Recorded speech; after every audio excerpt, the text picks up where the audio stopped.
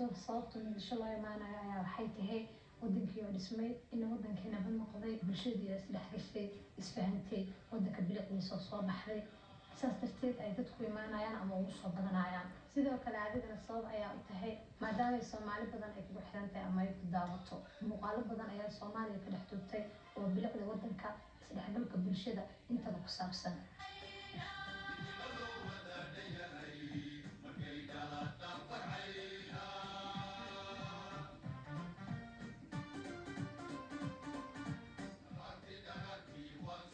fikirkayga haddii aan ka dhigto sababta dalka dadka ay ugu soo noqonayaan waxa waaye dalka horumaray dadkii oo isfahmay bulshadii oo isdhex gashay yani social media yani dadka wax walba kala socdaan yani dadku waxay arkayaan yani wadankooda soo horumaray dan dadka si isku dhex galeen wadanka xasilooni u noqday ani ahaan hadda saacadan ani gurigeyga ka maqanahay yani midaasna waxa keenayso يعني وضعك سيدو يهاي أبني جيسا دقنا سيسا حسلونا جيسا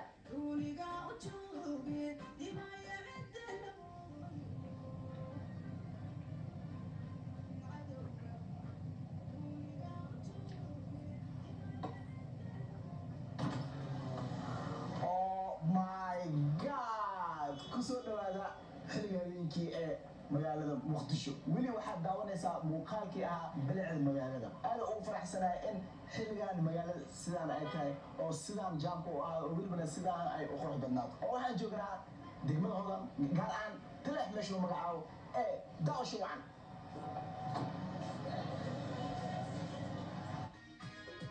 Soomaalidu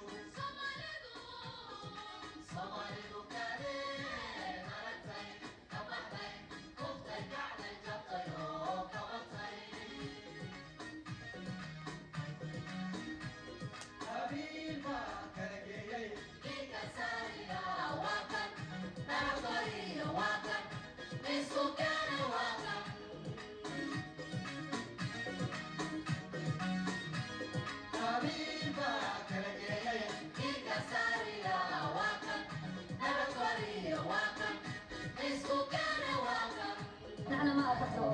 لا no problem. يلا بكرة غلط. Where you from? Where you from? من وين؟ سوريا. من سوريا نحن. سوريا.